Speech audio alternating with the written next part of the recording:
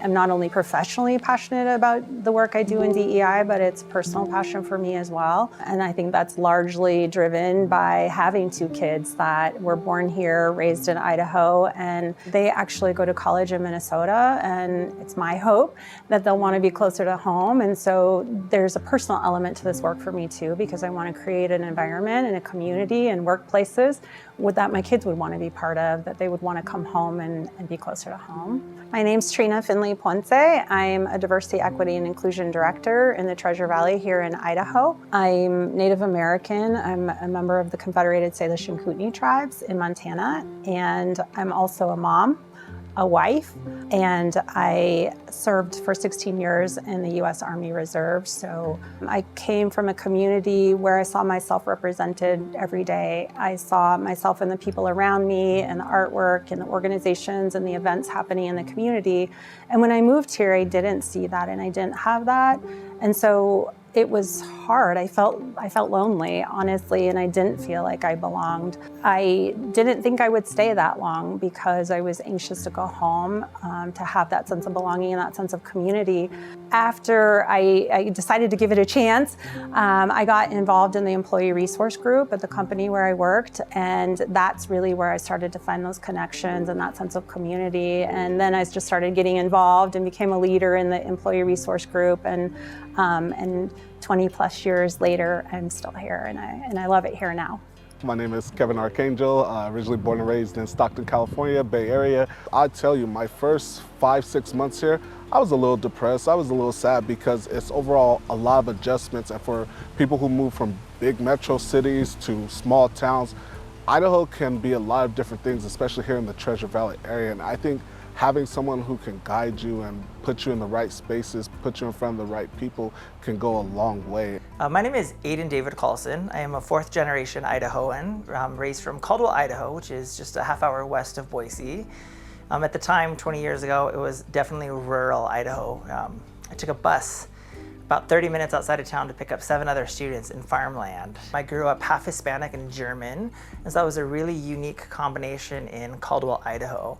I also came out when I was in college, the College of Idaho, then Albertson College, to a surprisingly wonderful network of individuals. You know, I think oftentimes people really fear their coming out and what that might be, and I think I was really lucky to come out to some kind and loving individuals and friends that to this day remain supportive of me and my lifestyle. And I think that is where I really started to come into my own and identify who I was as an individual, and where my strengths kind of lie as a community member and as an advocate for diversity, equity, and inclusion. My name is Maya Duratovich, and I work at Boise State University. I've been there about 10 years now. My identity is definitely shaped by coming to this country as a refugee. I was about 12 when my family moved here.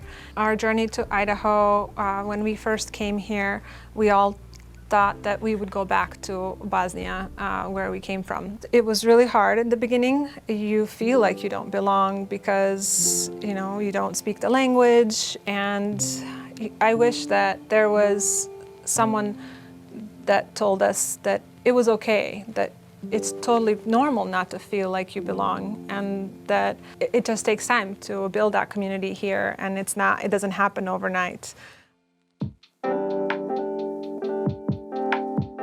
I think Idaho is uniquely positioned to foster collaboration in DEI because Idaho is made up of a lot of good people. We're people who help our neighbors. We're people who, when we know something's important and it matters, we get it done. And I think that even though in Idaho we're early in our journey as it relates to diversity, equity, and inclusion, that can be really exciting because we're not married to any one way of doing it. We're open to new ideas, new ways of fostering collaboration, being innovative to find the solutions that work for both our companies and our businesses, but also our people, including the people who already work for us and the people who we want to bring in to work for us. One example of that is the work that we do with the Blue Sky Institute, and more specifically the DEI pillar. We're very involved in their annual Diversity, Equity, and Inclusion Summit, as well as their Community of Practice events. And that's an opportunity to bring DEI leaders together and learners as well, who are invested in the success of this DEI work and the journey that we're on in Idaho. The Treasure Valley is one of many opportunities where we see the constant growth. I mean, just in 5 years alone, I see the expansion of the village, areas like Meridian, Nampa, just the overall Treasure Valley area. When I see of new businesses coming in like Meta, I start saying like, wow, hey, maybe I need to connect with those different ERG groups at those corporations. Maybe I need to reach out to new employees or new individuals who move to the area and they're not as connected as I've been. And I think that's what it takes to constantly help with the growth, help with the connections, and overall build the overall community we have here today. People will always say, wow, you're from Stockton. Isn't that kind of scary, or isn't that the hood, the ghetto, those sort of different stereotypes, right? I kind of want to challenge the stereotypes that's often associated with people that look like me. I also want to push for higher progress in different areas and allyships across minorities and others who go through similar struggles or events. So when I was getting exposed to D&I, initially I thought D&I was just a color or your ethnic background or something, but really I started gravitating to what fully diversity, equity, inclusion meant as I started getting older, and once I got into the corporate space. Not only do I need to represent my community, but there's other communities that we need to speak for that maybe not get the same platform or attention. At the end of the day, we're just all human beings trying to serve in the same positions, go for the same causes, and regardless of differences or whatever the case may be, at the end of the day, just being kind, being positive makes the world a whole better place. You know, I did in fact leave for a handful of years. I spent 7 years in Las Vegas in the hospitality and restaurant industry. I just kind of realized that Idaho was such an amazing place to be that I chose to come back. I missed the 4 seasons that we have here, the beautiful outdoor recreation, and just all the things that make Idaho and Boise special, I think were part of my desire to come back in 2010.